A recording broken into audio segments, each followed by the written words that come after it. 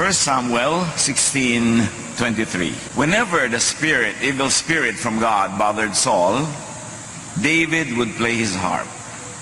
Saul would relax and feel better, and the evil spirit would go away. Noong unang panahon, iniisip ng mga tao na ang lahat ng bagay ay galing sa Diyos, kaya maging yung mga tinatawag nilang evil spirit, pinaniniwalaan nilang hindi makapanggugulo kung hindi pinapayagan ng Diyos.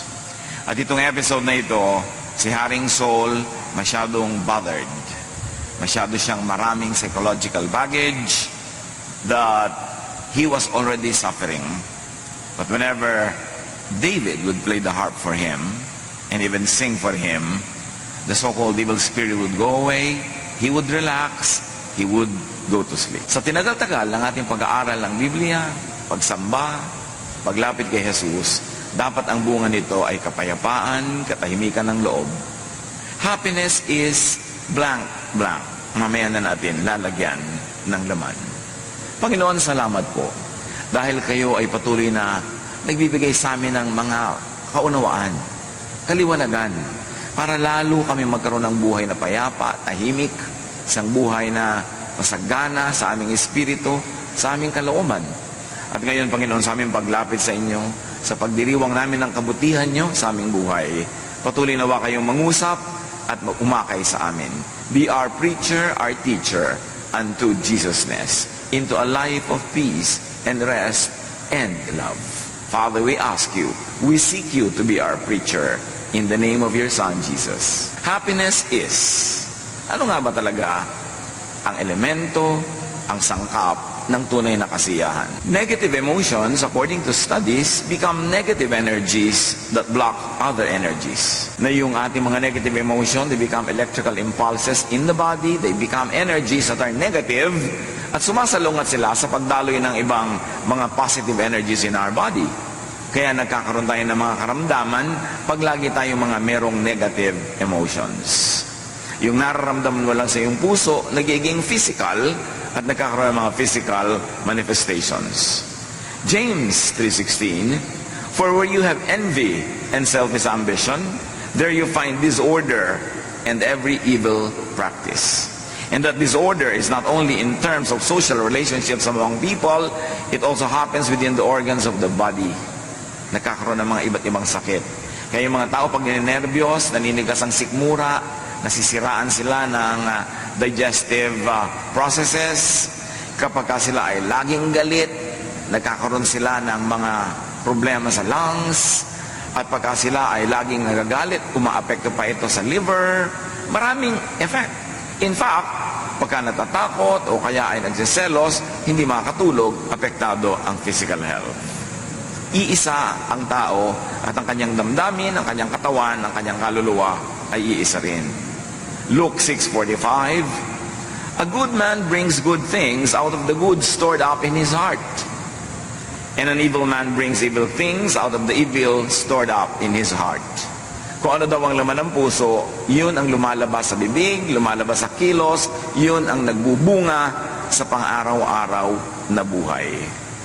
Yung dati ay hindi nakikita, hindi nahihipong iniisip lamang na emosyon, magkakaroon ito ng physical manifestation. Negative emotions become negative energies that block other energies, disrupting bodily functions and destroying tissues, causing disease. At ito'y sobrang dami ng patunay sa siyensya.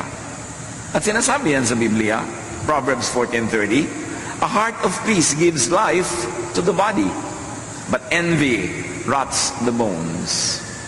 Pagpayapa ang loob, malusog ang katawan, pero pag may inggitin at marami mga negative emotions, masakit sa katawan, nagkakaroon ng karamdaman. Proverbs 17:22, a cheerful heart is good medicine, but a crushed spirit dries up the bones. So yun ang isa sa mga pinakamahuhusay na gamot.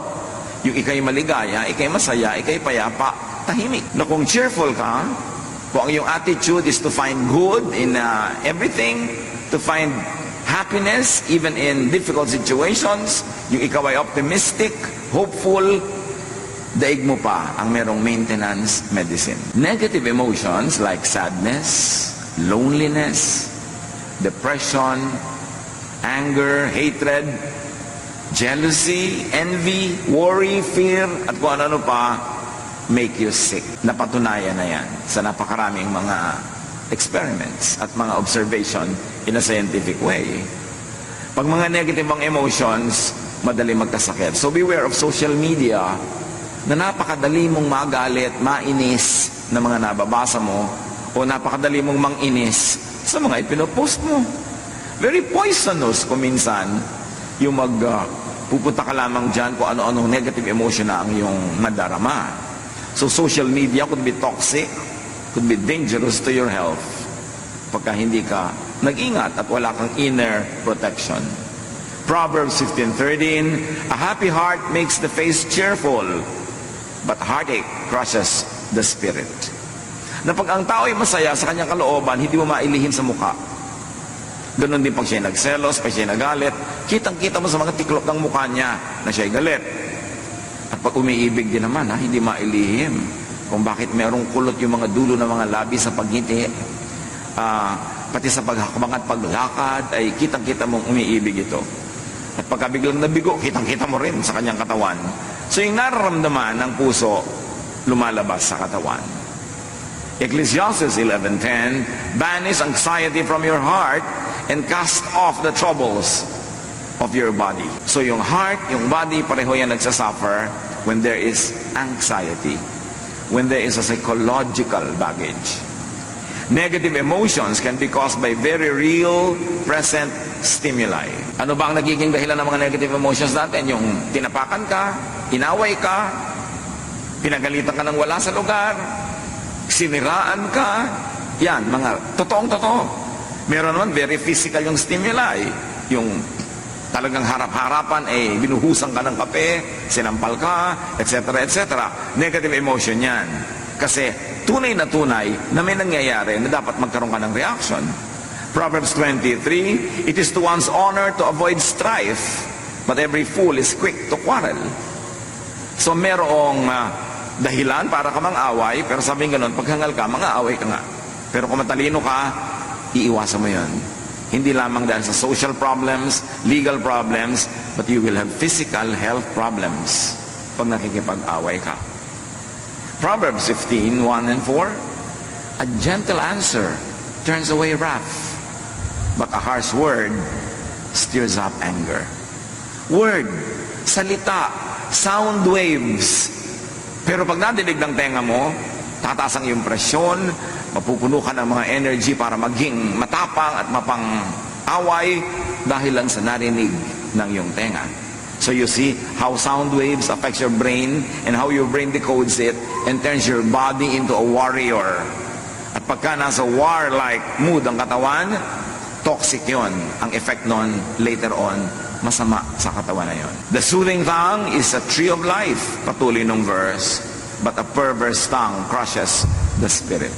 Napakadaling manakit ng damdamin. Magsabi ka lang ng isang salitang nakaka-insulto, nakakagalit, salita na nakakasira ng reputasyon, magagalit na agad yung nakarinig nito. Kaya tayo pag nagsasalita, pwedeng maging blessing, pwedeng maging curse sa ating kapwa. We can receive negative words that can cause negative emotions in our hearts, but we can also release negative words that can cause negative emotions in people's lives.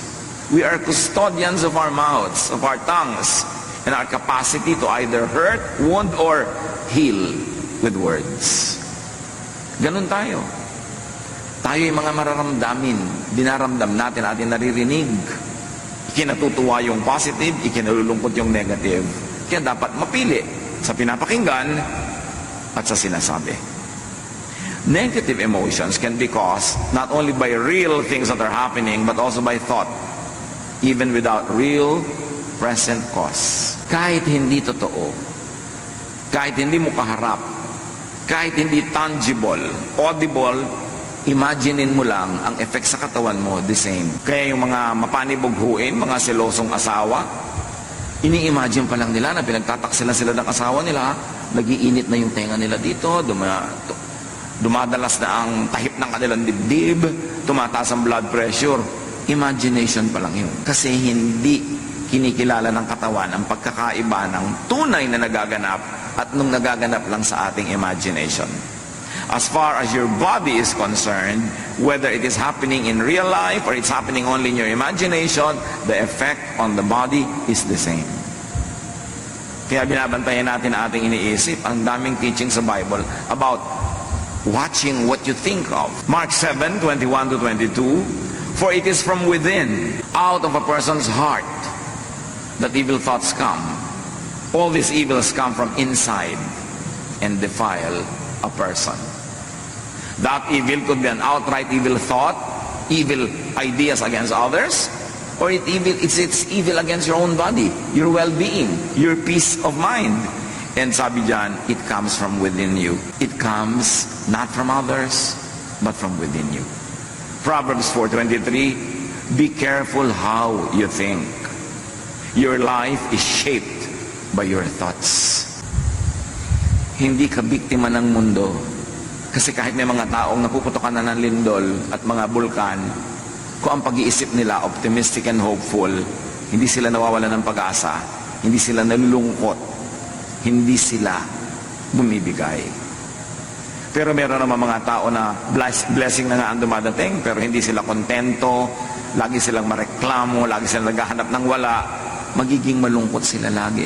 Malungkot ka kasi pinalulungkot ng sarili mong pag-iisip ang iyong sarili. Masaya ka, hindi dahil sa iba, kundi dahil masaya ka mag-isip at napasasaya ng isip mo kahit yung mga hindi naman masasayang mga tunay na nagaganap sa buhay.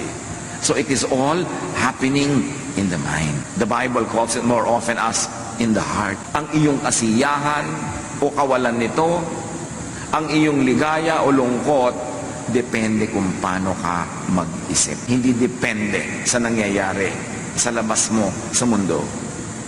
Be careful how you think. Your life, your health is shaped by your thoughts. Romans 10:9, if you declare with your mouth, Jesus is Lord, and believe in your heart that God raised Him from the dead, you will be saved. So here, the important message is, belief is thought and word that saves. Na pag nananalig ka, naliligtas ka. You see, what your thought can do, it can even save you, because your faith saves you, and your faith is belief, your belief is thought. You can think your way out of hell, and you can think your way into hell. You can think your way into heaven, into salvation, when you believe. Kaya napakahalaga kung ano ang pinaniniwalaan, kung sino ang pinaniniwalaan, at sino ang sinusundan. Kasi yun ang magbibigay ng hugis, kulay, at tunog sa iyong pang-araw-araw na buhay. Proverbs 23:7, for as he thinks in his heart, so is he. Kung ano ang tunay mong pag-iisip, kung ano ang tunay mong pag-iisip tungkol sa iyong sarili, yun ka. Yan napakahalaga na meron kang positive na pananaw sa sarili. Hindi naman para maging mayabang, hindi para maging mapagmataas, kundi positive. I'm a child of God. Mahal ako ng Diyos. Nagkakamali ako, nagkukulang ako, pero mahal pa rin ako ng Diyos. Pinapatawad ako ng Diyos. Gagawin ko ang lahat na magagawa ko para ituwid ang lahat, pero sa lahat ng kulang, pinupuno ako ng Diyos. Ang ending nun, masaya ka, kahit may kulang ka. Hindi mo ipinagdiriwang na kulang ka, kundi ipinagdiriwang mong merong pumupuno sa'yo. Your faith saves you. Your faith saves you not only from the punishment of sin, your faith also saves you from needless guilt, from worry, from fear. Kaya binabantayan natin kung ano yung pinapakinggan, sino ang sinusundan. Kasi pwede tayong sumunod sa isang katuruan o guro na dadalhin tayo sa walang katapusang guilt, sa walang katapusang accusation, sa walang katapusang pagsasabing kulang tayo, masama tayo. Ano mangyayari sa pag-iisip mo tungkol sa iyong sarili? Dumadali para sa mga masasamang espiritong pasukin ng iyong puso. Kasi maraming fear, maraming negative emotions, at yun ang kinakapitan ng mga masasamang espiritu. Negative emotions can be caused by remembrance of the negative past. Kuminsan, ang saya-saya mo na ngayon, maayos na ang buhay mo, pero maalala mo lang kung paano ka naapi ng bata ka, kung paano ka naabuso, kung paano ka ng ganito at gano'n, biglang nawawala ang saya mo, nagagalit ka, nagdaramdam, at meron pa, pwede kang itulak niyan para maghiganti, para gumawa ng mali, doon sa mga gumawa sa'yo ng mali, sa kadadali ng pag-iisip na yan. Aalisin ka niya sa blessedness. ibabalikan niya sa state of curse. Kaya napakahalaga na yung mga negative past, ipatawad na, patawarin na, hugasan na ng dugo ni Jesus, itago na sa museum, huwag nang ungkat-ungkatin, huwag nang lagi pang bayaan na makaapekto sa buhay natin araw-araw, kasi hindi ka dapat maging bilanggo ng nakaraan, lalo't ko ang nakaraan ay di naman kagandahan. 2 Peter 1:5-9, make every effort to add to your faith goodness, and may I add goodness in thought, and to goodness knowledge in how to think, and to knowledge self-control, which we read as thought control. Pag pinipigil mo ang iyong isip, mapipigil mo ang paglago ng mga bagay na hindi karapat-dapat para ikaw ay mapasama, mapahamak. Pag nagsisimula ka na magalit, control your thought. Change the topic. Pag nagsisimula ka na uling lumabas na naman ang kutakot-takot ng mga negative things, control your thought. Because if you don't control your thought will control you. And as you think, you become. Kaya mayroong mga tao, sobrang magagalitin, walang kakwenta-kwenta, galit agad. Kasi galit sa mundo. Kasi marami rin siyang galit na inipon sa kanyang puso. Para kumbaga sa puso niya, isang baso, isang patak na lang puno na, aapaw na. Kaya kahit sino yung makapaglagay doon ng patak na nakaka-irritate sa kanya, aawayin na niya, makikipagkagalit na siya, kahit walang kabagay-bagay. Kasi puno.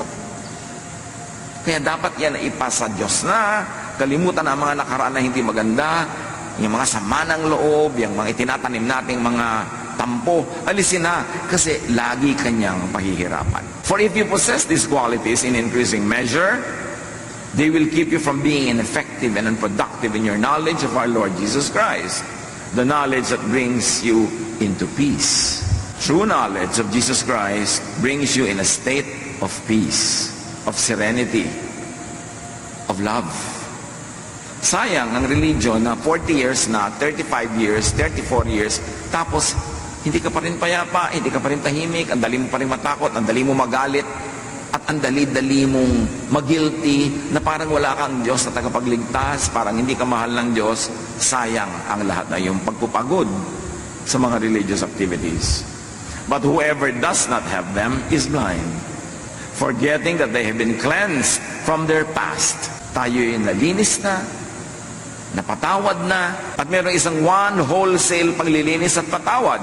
Nung tinanggap mo si Jesus sa iyong buhay, nanalig ka sa Kanya, pinatawad na ang lahat ng daladala mo ngayon, yung kahapon at dadaling pa sa kinabukasan. That's why you have passed from death to life.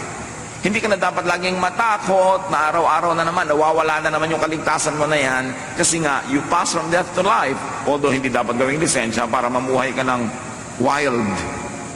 Pero nabubuhay ka, cognizant of the fact that you're human, that you do your best, but you know that it will never be enough all the time, na sa mga kulang mo, yun ang pinupunan ni Jesus, kaya kami tagapagligtas. That is what Jesus na should bring you into, a life of peace in spite of who you are, in spite of your reality, and in spite of your perfection that manifests every now and then. Hindi ka dapat magpadaya na tuwing nagkakasala ka, nagkukulang ka, eto ka na naman, taga-impyerno ka na naman, kasi minsan lang. Jesus died once for all. Pag na-appreciate natin yung tunay na kahulugan ng grasya ng Ama sa pamamagitan ng anak, magkakaroon ka ng kapayapaan kahit hindi ka naman karapat-dapat, kasi wala sa ating karapat-dapat.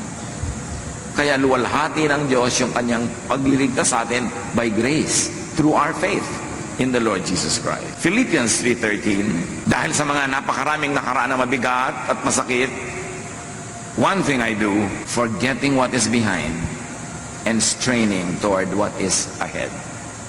Ganyan daw dapat ang pamumuhay para magkaroon ka ng happiness. Kalimutan mo na yung hindi maganda, yung masakit sa nakaraan, at ang iyong pagsikapan ay yung makarating pa sa napakaraming magandang plano ng Diyos para sa iyo. Move toward what is immediately ahead. Huwag din naman yung too far off. Kasi pag sobrang layo din ng iyong projection, sobrang layo ng iyong iniisip, magwo-worry ka na naman yan. And that permanence is not dependent on your performance. It is dependent on the performance of Jesus on the cross. Kaya meron ka dapat ipasa Diyos ang mga bagay na yan. Imagine fast-forwarded troubles and sufferings needs, wants, and poverty, imagined and fast-forwarded sadnesses will make you miserable. Yung kumakain ka pa lang ngayon, iniisip mo na baka bukas wala. Paano ka sasaya ngayon? Ang iniisip mo na agad yung possibility na bukas ay wala. Matthew 6:34, therefore do not worry about tomorrow. Sabi ni Jesus, for tomorrow will worry about itself. Each day has enough trouble of its own. Ang grasya sa iyo ng Diyos, kasya para sa mga troubles of today. Pero hindi yan para sa troubles of tomorrow. Tomorrow's troubles will be accompanied by tomorrow's blessings. Tomorrow's needs will be accompanied by tomorrow's provisions. But when you divide your provision for today between the need of today and the need for tomorrow, both today and tomorrow, you will have only one half. You will be lacking all the time. May tamang panahon. Hindi naman sinasabing huwag kang magplano para sa future, maging pabaya ka na lang. Pero magtanim ka para sa future, pero pagkatanim mo, diligan mo, ayusin mo, huwag ka mag-worry about it. And then, kainin mo yung binibigay ng Diyos para sa'yo today. Proverbs 27:1, do not boast about tomorrow, for you do not know what a day may bring forth. So, kung masyadong isipin nyo ang layo-layo pa, kasi hindi mo nga alam kung buhay ka pa pagdating ng oras na yun. Pinroblem tayo pa ngayon, nabawasan pa yung happiness mo na dapat for today, lugi ka. James 4:13-14. Now listen, you who say, today or tomorrow we will go to this or that city, spend a year there, carry on business and make money. Why? You do not even know what will happen tomorrow. So meron kang general plan for the future, but you don't become too obsessed with it. May preparation ka, generally speaking, when it comes, but you don't destroy your today worrying about tomorrow. And definitely, you don't destroy your today thinking about the past. Lalo namang walang mangyayari dahil tapos na yun. Thought, remembrance, imagination are read by the body the same way as it does very real and very present stimuli. Yung mga guni-guni, mga gunita, mga imahinasyon, kahit hindi yan nangyayaring totoo, pag iniisip natin, ang interpretation ng katawan natin, totoong nangyayari. Kaya yung katawan, nagre-respond, sumasagot. Kaya kung iniisip mo isang bagay na nakakatakot, adrenaline is released into your bloodstream kahit hindi kailangan.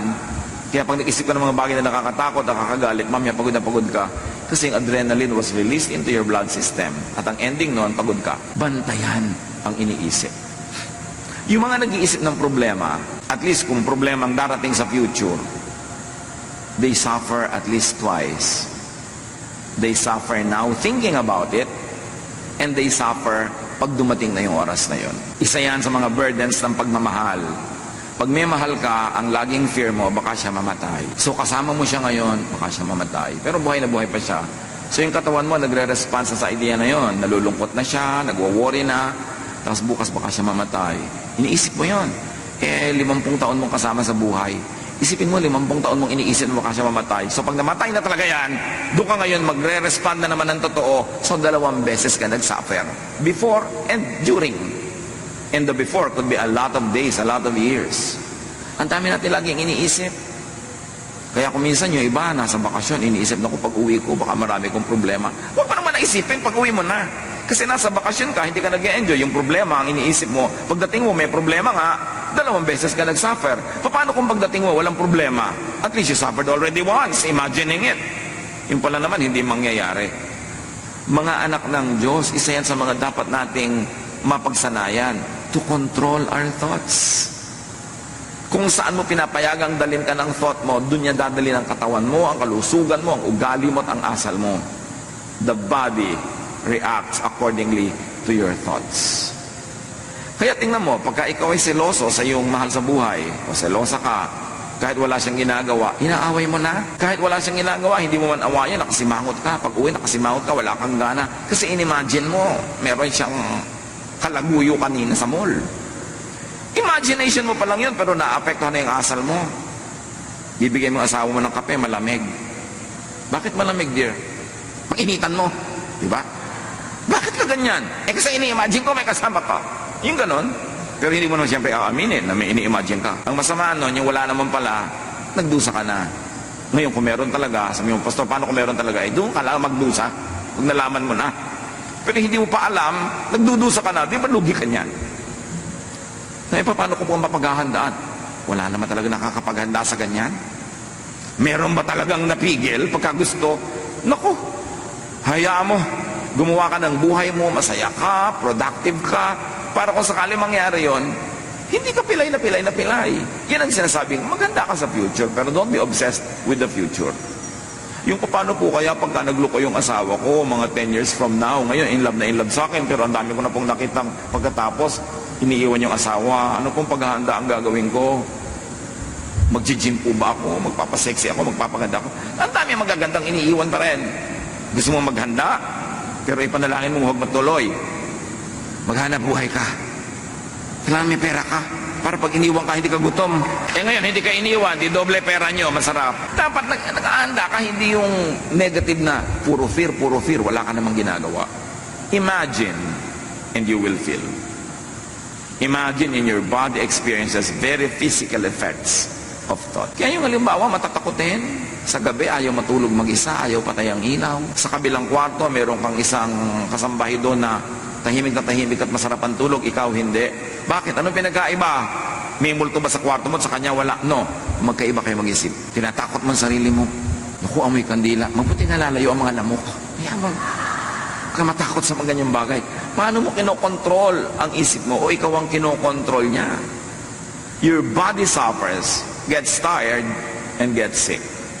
Ayon sa opinion ng maraming mga health practitioners, napakaraming sakit ang aalis sa katawan natin kung positive lang tayo mag-isip. Kasi kung ikay laging takot, laging galit, bumababa ang immune system mo. May dumadaan lang na hatching ng kapwa, may sakit ka na rin mamaya. Kasi negative ang attitude mo, galit ka. Mahirap daw tabla ng mga sakit yung masasaya. At may mga experiments sa mga hospital observation, yung mga cheerful patients, mas mabilis tablan ng gamot ng mga protocols na ginagawa sa kanila kaysa yung mga taong naging negative. Kaya daw maraming dalaw, lalo yung mga dalaw, nag-aabot-abot ng mga pera, may daladalang prutas, mas mabilis gumaling. Pero yung may dalaw ka nga, tapos kakainin nila yung pagkain, nabutan nila sa kwarto mo, nabibinat, may sakit. Kasi emosyon mo, nakaka-apekto talaga. Yung doktor, dumadating pa lang, sasabihin, mukhang bang kayo doktor na ito, hindi ako mapapagaling. Paano katatabla ng administration niya? Negative na yung iniisip mo agad. Kaya may tinatawag na placebo effect. Isang grupo ng pasyente, pinainom ng gamot na hindi naman talaga gamot, kunwari lang. At yung isang grupo, pinainom din ng gamot na yon. Yung mga naniniwala na gamot yon, nanggalingan. Kahit hindi talaga gamot yung ininom. Kasi yung pananalig mo, yung pag-iisip mo, takes command of your body. That is the part of us that was made in God's image. There's power in our thought. There's power in our words. Kaya iniingatan din natin ating mga salita na hindi laging negative. Because by saying many negative things, we're actually praying in the negative. But saying very positive and encouraging and beautiful things actually are prayers. Even without the amen ending, prayer ang lahat ng iniisip at sinasabi ng tao. Hindi dinidelineate ng heaven yung statement, yung mura, yung prayer na formal at yung iniisip. Pare-pareho lang yung nagre-register. Kaya bantayan. Fix your sight, your attention, your thought on Jesus. Nagkakasala ka, nagkakamali ka, fix your eyes on Jesus. Not to abuse His kindness, but to lovingly and gratefully receive His grace. Hebrews 12, 1-2.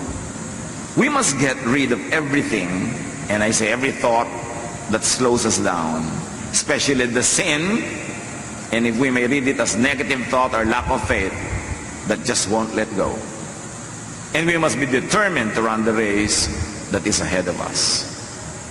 We are reading the verse in the context of our topic, because it could be read many ways. Dahil napaka-general and universal ng mga ideas that can find many applications in daily life. So we must get rid of every thought that slows us down, especially negative thought, lack of faith, na ipinagpipilitang maghari sa ating isip. We must keep our eyes on Jesus, who leads us and makes our faith complete. Colossians 3:2, set your mind on things above, on what brings peace, not on earthly things, or on what brings vexations and trouble. Psalm 94:19, when anxiety was great within me, your consolation brought me joy. You see, what do you focus on? Sabi ng Psalm 94:19, nung ako'y binabagabag ng mga alalahanin ko, ang pag-iisip ko sa inyo, ang pagtuon ng isip sa inyo, ang pagbibigay nyo ng ginhawa sa aking kalooban, ang siya ko nagiging lakas. So kanino ka nagpo-focus? There's the problem, but there is God. There is our weakness, but there's the strength of the Lord. There is our impurities, but there is the purifying work of the Lord Jesus Christ.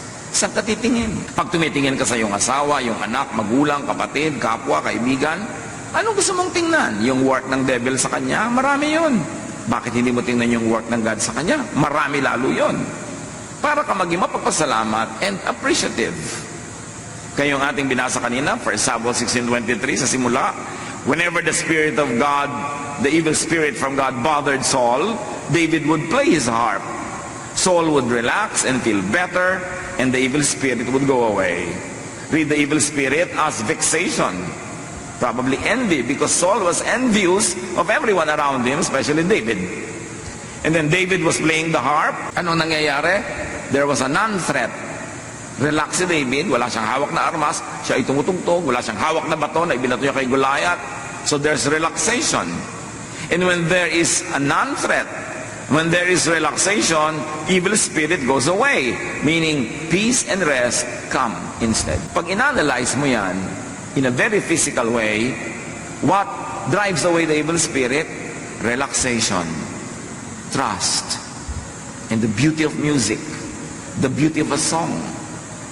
Kaya napakahalaga ng arts sa buhay natin. Kasi pag tayo nakakakitiyan ng magagandang bagay, nakakarinig ng magandang musika, pagka tayo ay naliligid ng mga taong nag-i-inspire sa atin na mag-relax, kasi sila ay non-threatening, non-competitive, what happens? Evil spirits go away. Whether those spirits are actual spirits or emotions that are very, very negative, that poetic writers of the Bible call evil spirits. Whether they are real evil spirits or symbolic, the same effect happens. When you relax, your demons go away. Kaya sa lifestyle natin, maganda naman na tayo ay busy, maganda na tayo productive, maganda na tayo maraming ginagawa, pero dapat marunong ka magpahinga. Kasi pag hindi ka napapahinga, pinamumugaran ng mga masasawang espiritu ang iyong utak. Kasi yung kulang ka sa tulog, kulang ka sa pahinga, madali ka magalit, tapos nagsiselos ka pa, nainggit sa iba, kaya dali-dali mong akitin ng mga masasamang espiritu para pumasok sa isang magulong pag-iisip. At habang gumugulo yan, lalong dumadali sa kanila, naguluhin ka pa ng guluhin. That's why that trend has to be reversed. The cycle has to be escaped from, the cycle of negative feeling and negative ideas, at gawin itong positive. Romans 8:6, the mind governed by the flesh is death, but the mind governed by the Spirit is life and peace. Mind. Our mind is the biggest battleground. Pag natalo ka na sa loob ng isip, matatalo na ang iyong katawan, matatalo na ang iyong ugali, matatalo na ang ginagawa mo sa labas, at pakikitungo sa iba, talo ka na. Ang nananalo sa spirit, sa isip pa lang. Our battle is not against flesh and blood, but against powers, against principalities in the air, or if you like to say it, principalities and powers in the brain, in the mind. Yung mga umaagaw sa atin, sa ating pag-iisip, sa ating value system, sa ating behavior. Negative emotions make the body go in fight or flight mode, marshalling and expending precious energy, and they cause stress, imbalance, illness, and damage to the body. Mga kapatid, kung meron sa ating sakitin, may dumaan lang na ibon, may sakit ka na. May konting alalahanin lang, sobra ka ng inuubo, laging masakit ang ulo, masakit ang bewang, masakit ang paa, masakit lahat. Paki-review ang paraan ng inyong pag-iisip. Baka kayo malungkotin, madrama, masuspetsa, maselos, lalo mainggitin. Napakarami mga mainggitin, lagi may sakit. Hindi nakakapagtaka yun. Kasi ang inggit, parang anay yan na kumakain sa loob ng iyong puso. Magkakasakit ka. Hindi ka pwedeng mainggitin na hindi ka nagkakasakit. Kasi pagka tuwing umaasenso yung buhay nyo ng kapwa, sumasama ang pakiramdam mo. Meron nga mga Korean na nagsabi because of their excessive progress or so-called materialism daw ngayon, whenever the house of your neighbor gets an extension, you have a heart attack. Dahil nagkakainggitan. Meron sobrang kompetisyon. Pag ikinalulungkot nyo ang pag-asenso ng kapwa, kakasakit kayo. Pagka gusto nyo masama ang mangyari sa kapwa, bago pa makarating sa kanya yung masamang thought, nasa loob na ng isip nyo, mangyayari na yun sa inyo in many ways. Anger, jealousy, envy is like acid. It destroys its container before it could destroy others. Kaya bantayan natin ang ating isip kung ano yung pinaglalagay natin dyan. Kasi dyan nagsisimula ang ating sakit o paggaling. Importanteng kontrolin yan. James 4:1, what causes fights and quarrels among you or within you in your person? Don't they come from your desires, from your feelings that battle within you? So you see, feelings that battle within you cause a lot of imbalance and it will cause a lot of problems. Isaiah 40:30-31, even youths grow tired and weary, and young men stumble and fall. But those who hope in the Lord will renew their strength, will renew their thought, will renew their emotions, because those whose thoughts are in the Lord become well. They will soar on wings like eagles. They will run and not grow weary. They will walk and not faint. At ano lahat ang source nun? When you hope in the Lord. When you are positive. When you believe, you will have abundant, even above normal strength. You will run and not be weary. Sabi in a poetic way. You will always renew your strength. Why? Because you hope in the Lord. Nananalig ka, kumakapit ka sa Panginoon, madilim man, sumusunod kang nakakapit sa Kanyang nagtitiwala, dumadaan ka man sa mga hirap, alam mong may pag-asa, at lalabas ka rin dyan sa lalong madaling panahon. These are the people who emerge from their troubles. It's a matter of how you think. 1 Peter 5:8, be alert and of sober mind, which really means watch your thoughts. Your enemy, the devil, prowls around like a roaring lion looking for someone to devour. Or may I say, looking for a brain to colonize. Mag-iingat ka sapagkat ang kaaway mo, ang diablo, ay nagmamanman, naghihintay lang ng pagkakataon para pasukin ang utak mo. Para ka bigyan ng doubt, para ka bigyan ng galit, bigyan ng inggit, bigyan ng kung ano-ano, para masira ang diskarte mo sa buhay at masira niya ang iyong katawan, ang iyong ugali, ang iyong relasyon sa mga tao. Sunod-sunod na yan, chain reaction. The mind is the devil's target. It is where the devil likes to dwell and rule. Kaya pag sinabi natin, thy kingdom come, thy will be done on earth as it is in heaven, we are saying, Lord, rule in our minds. Rule in our thought life. Kayo maghari sa paraan ng aking pag-iisip. Bantayan ko kung sinong pinatitira ko sa loob ng aking utak. So happiness is positive thoughts. Happiness is positive emotions. Ilagay nyo na ang title, positive emotion. Hindi positive happenings. Kasi kahit positive ang happening, kung negative ang emotion mo, hindi ka pa rin happy. Pero kahit negative yung nangyayari sa labas, kung positive ang emotion mo, happy ka. So ang iyong kasiyahan, ang iyong kalungkutan, nasa iyong pag-iisip. Huwag mong sisihin ang mga Hapon at mga Kastila. Huwag mong sisihin ang buwan o ang mga planeta. Nasa pag-iisip mo yan. And you must take control of your thought. You must never allow the devil to rule the way you think. Drive away negative emotions. And do not give time and space for such negative emotions. Sabi ng James 4:7, surrender to God, resist the devil, and he will run from you. Tanggihan mo at siya'y dali-daling aalis. Hindi mo kailangang makipag-away sa kay devil, hindi mo kailangang makipagbuno sa kanya, tanggihan mo lang. Kasi pag tumanggi ka sa pangalan ng Panginoon, wala siyang kalakas-lakas para ipagpilitan ang gusto niya mangyari.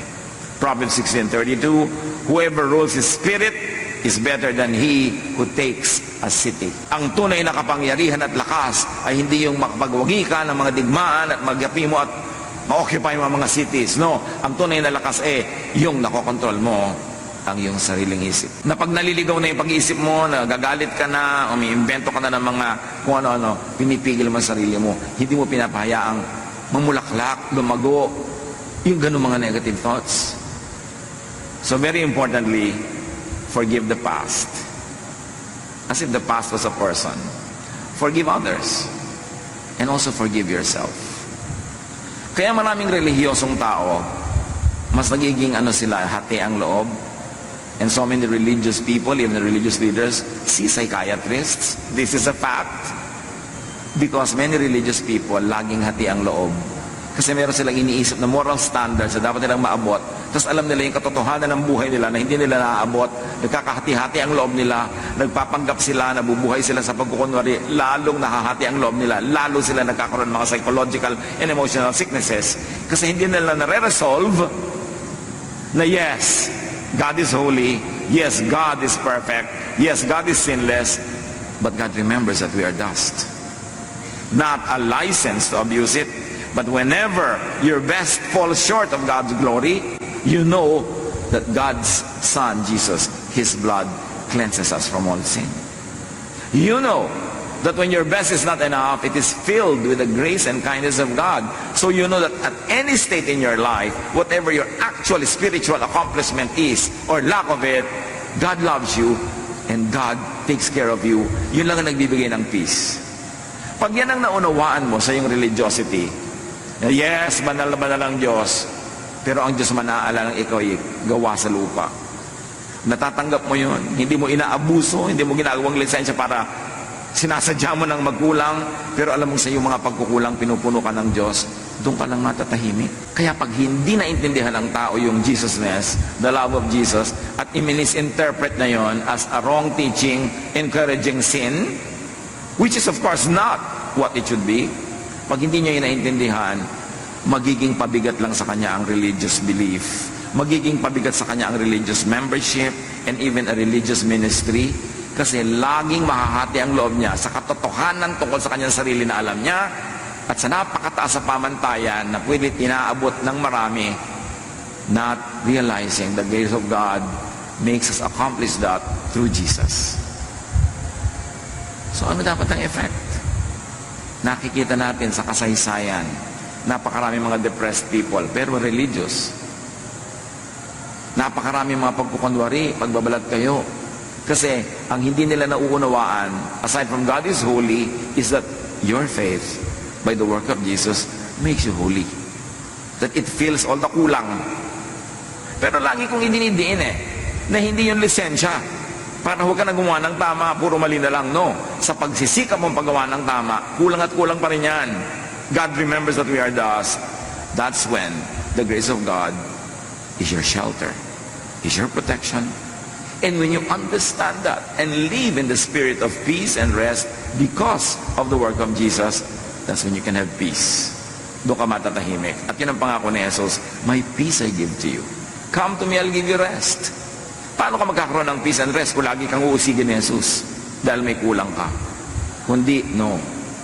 The blood of Jesus cleanses us from all sin. Ephesians 4:31 to 32, get rid of all bitterness, rage, and anger, even that which is directed against yourself.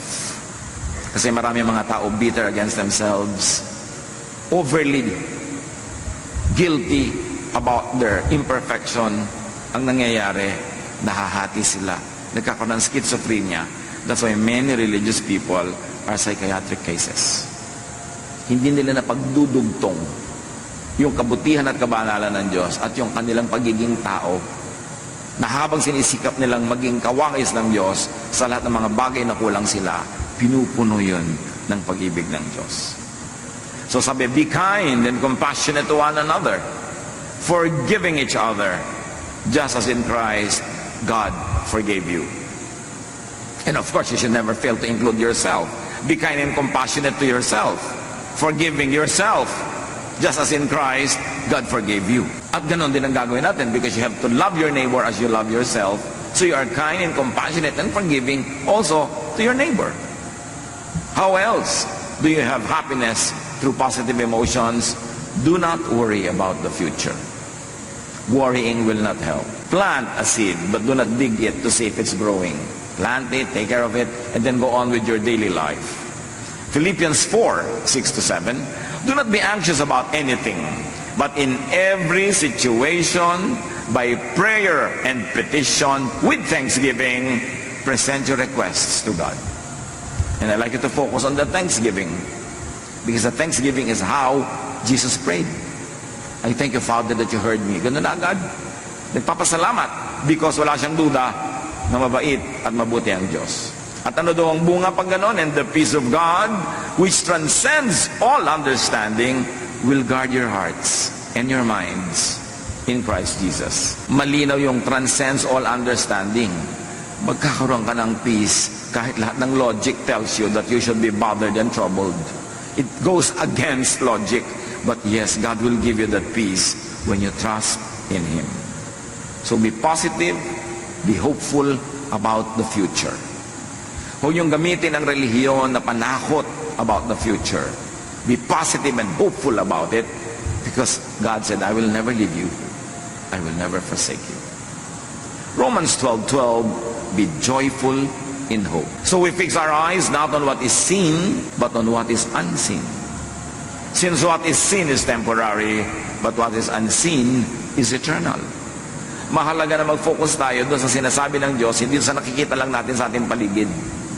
The unseen is more powerful than that which is seen, because what is seen is only physical. Philippians 4:8-9, whatever is true, noble, right, pure, lovely, whatever is admirable, if anything is excellent or praiseworthy, think about such things. Choose your focus. Kung mag-iisip ka na rin daw, pagtuunan mo kung ano yung totoo, ano yung marangal, ano yung tama, ano yung dalisay, ano yung maganda at kahanga-hanga. Yun ang isipin. Mag-iisip ka tungkol sa tao, yun ang isipin mo. Iisipin mo yung anak mo, yung asawa mo, magulang mo, yun ang isipin mo. Kasi hindi ka maubusan ng makikita ng magandang dapat ipagdiwang. Pero pag ang titingnan mo yung negative, nakakasama ng loob, nakakagalit, may makikita ka rin. So it's not a matter of what is there, but what you choose to see. That is what you will see. At sabi, and the God of peace will be with you. Pagka marunong kang pumili ng pagtutuunan ng pansin, ng usapan, ng iyong imagination, piliin mo kung ano yung nagpapasaya sa'yo. And the God of peace will be with you. Very importantly, to be happy, live in the now. Not in the past, not in the future, in the now. Yung needs mo now, meron yung provision. Yung needs mo in the future, pag inisip mo ngayon, magwo-worry ka. Lalo naman yung mga needs mo in the past na pinagluluksa mo pa hanggang ngayon, paano kailan ka makakalaya mula doon? Psalm 118:24, this is the day that the Lord has made. We will rejoice and be glad in it. This is the day we will be glad in it. I will not worry about tomorrow. I will not mourn about the past. I will live in the now. Because God's provisions for now is all more than sufficient for now. Lamentations 3:22-23, the steadfast love of the Lord never ceases. His mercies never come to an end. They are new every morning. Great is your faithfulness. So the love of the Lord is new every morning. The mercies of the Lord are new every morning. The provisions of the Lord are new every morning. So tomorrow morning, you will receive those provisions. Don't worry about it now. Let others also enjoy positive emotions. Set others free to enjoy positive emotions. Meaning, huwag ka naman mang-asar. Huwag kang manggalit. Huwag kang manginggit.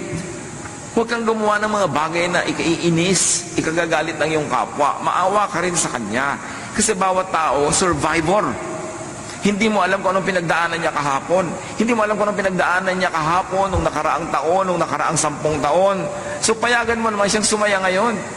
Kung pwede mo siyang huwag guluhin ngayon, huwag mo na siyang guluhin. May namatay, halimbawa, alas 9 ng gabi, malayo yung namatay, kailangan mo pa talagang sabihin doon sa mga tao today, mismo ngayon, namatay si ano, hindi na sila makakatulog buong gabi. Ba't yun nalang bukas? Total patay na. Hindi naman sila yung embalsamador.